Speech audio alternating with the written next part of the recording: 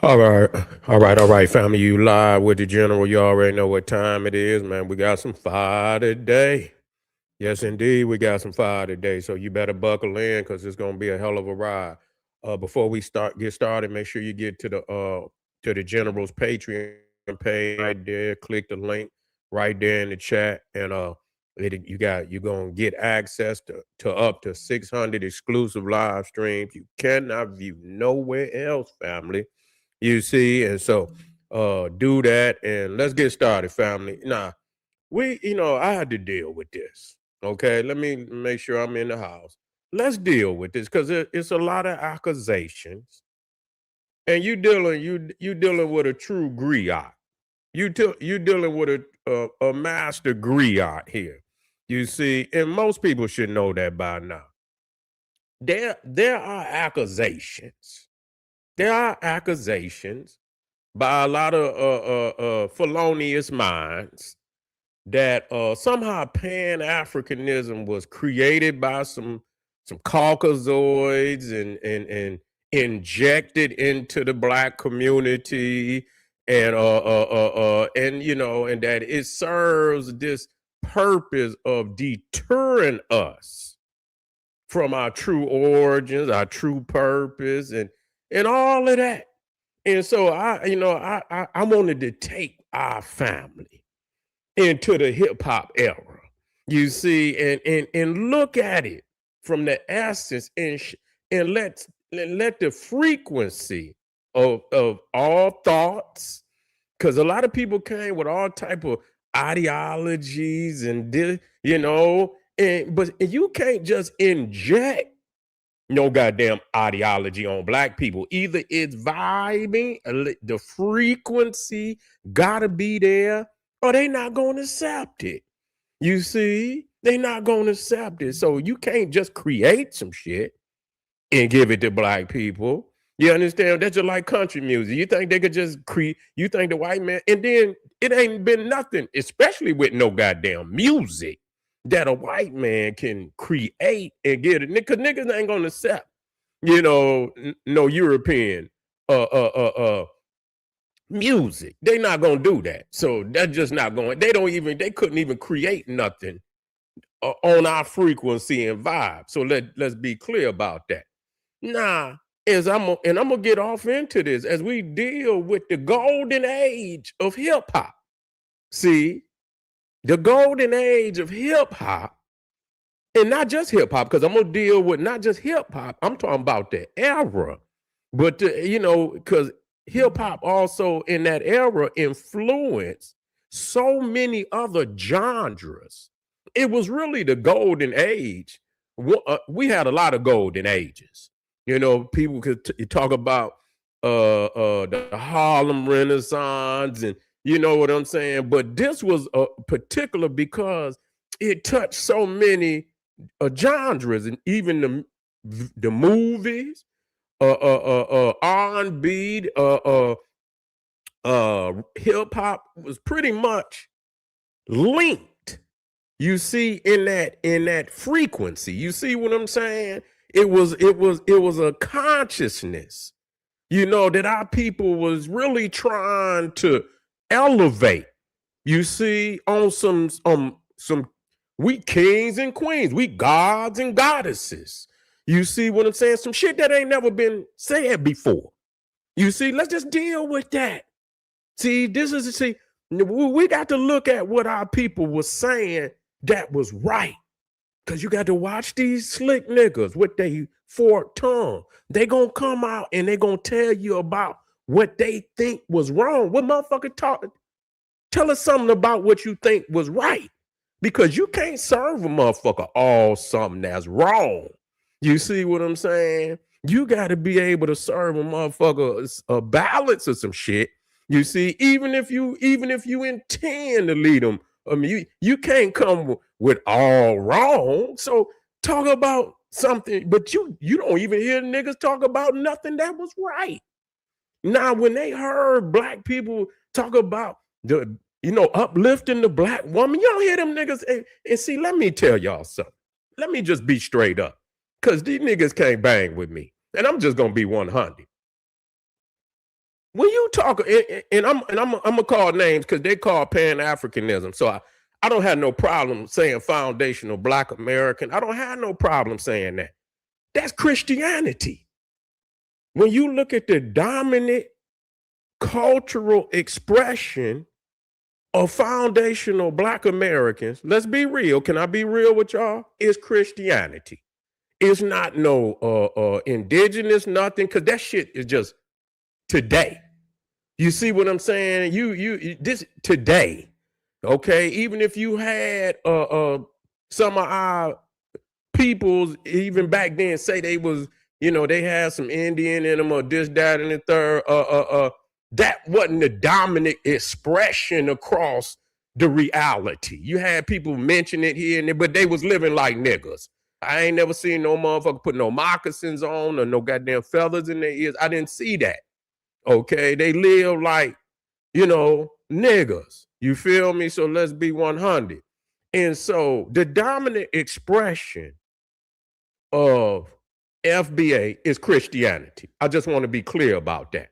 Okay, well, listen, we talking about how is Christianity. Yeah, it's some Muslims now. It's some Muslim, but them perpetrators. Okay, them perpetrators.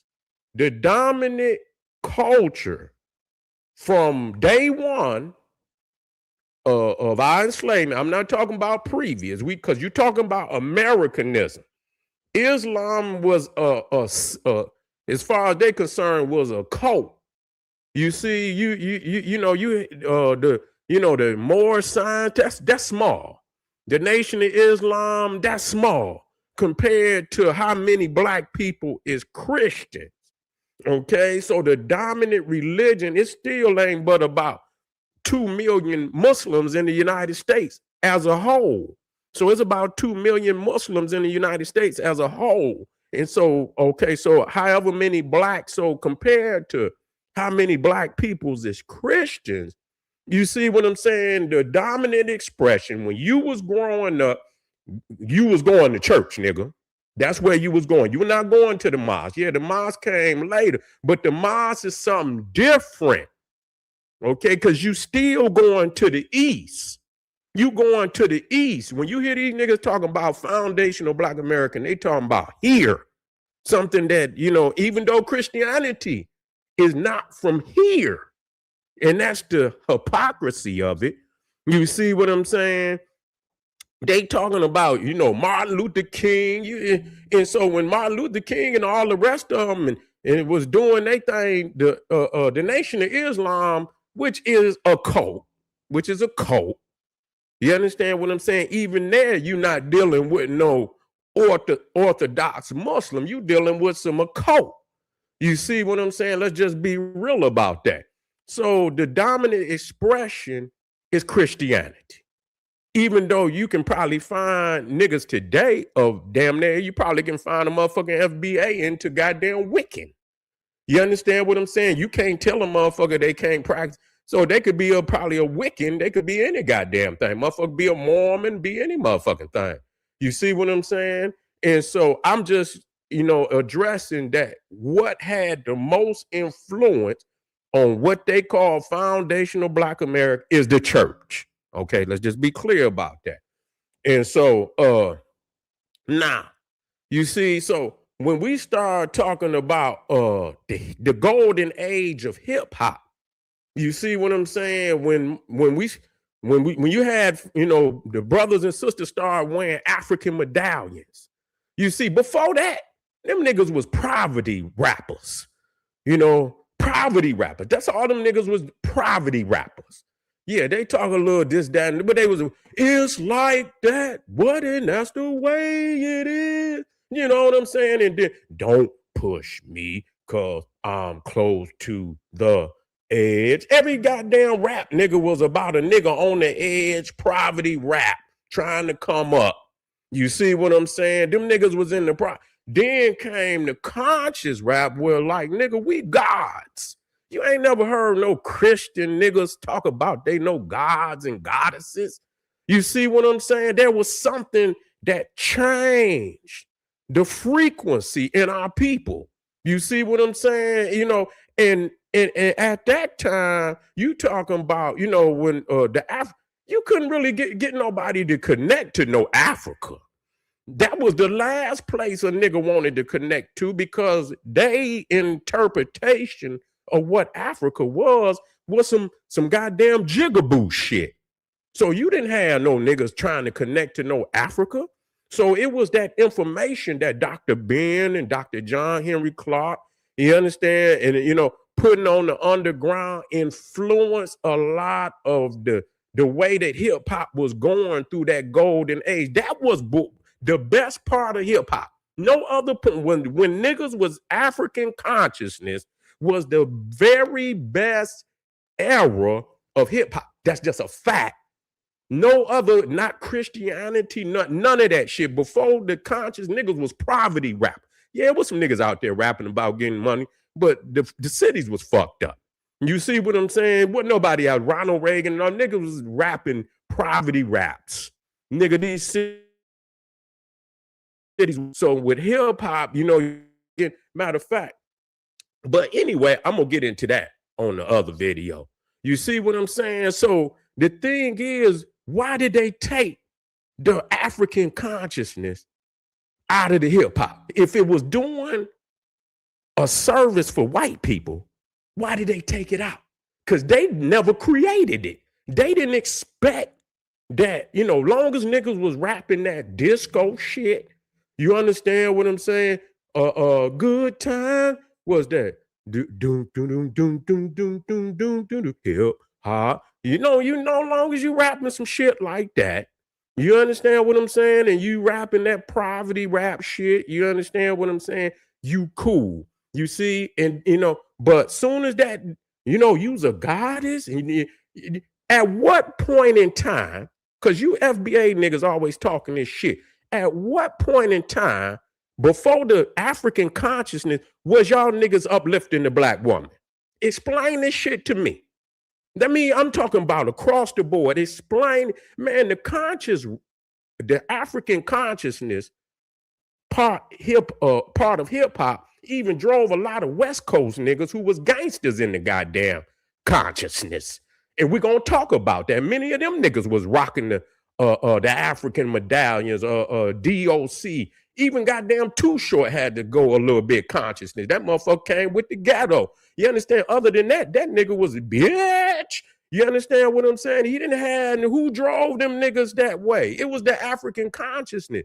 And so when they seen where it was going, you see what I'm saying? When they saw where it was going, they shut that shit down and they brought in gangster rap. So when niggas really want to talk about it, you got the African consciousness, which is the golden age of hip hop. That's where niggas was wearing African medallions all over the place. Now you also had the 5%ers. They was in that too, but that's East. You talking about coming up out the East. They had this Eastern philosophy. It was not from over here, nigga. It was from the motherland. You see, and everybody was not only had it affected the youth, it had affected our mothers. And for matter of fact, it affected our grandmothers and grandfathers. Even our grandmothers and grandfathers was walking around with African medallions. They saw a sense of pride. You had your chance, nigga. If FBA was all that y'all niggas say it was, tell me, why couldn't y'all pop something off that was social? This was a social movement. You motherfuckers ain't never popped no social movement off at all. In hip hop, that's primarily the only social movement we ever had in hip hop. So you niggas came in, and I'm saying FBA into this concept.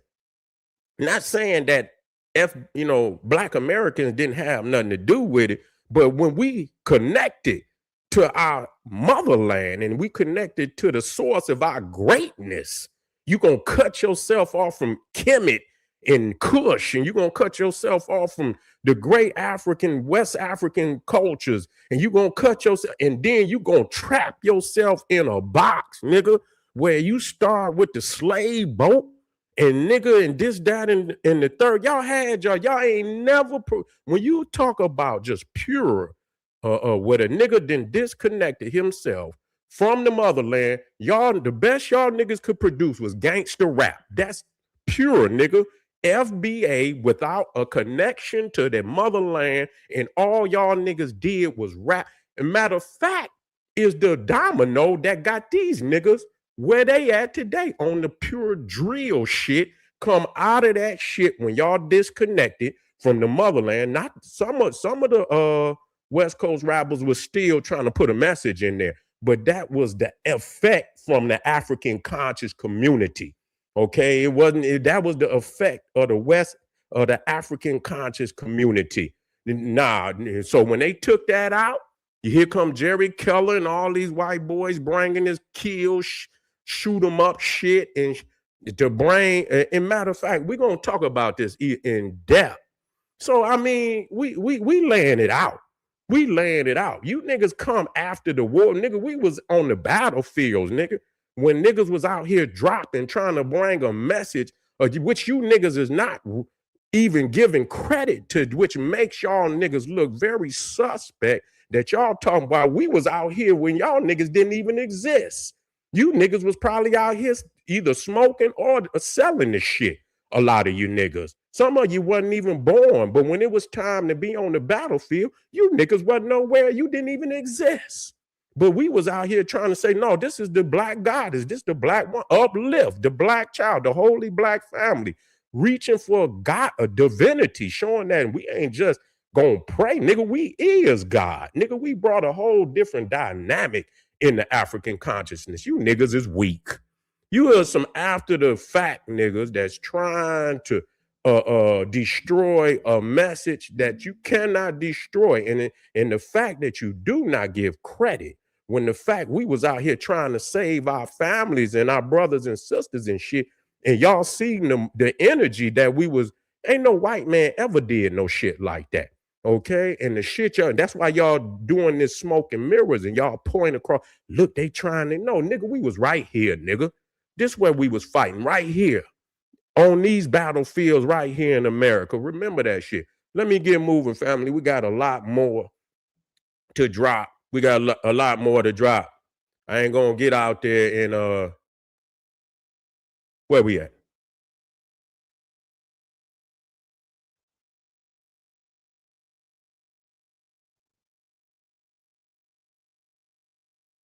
I don't know what they talking about. I ain't got no time to.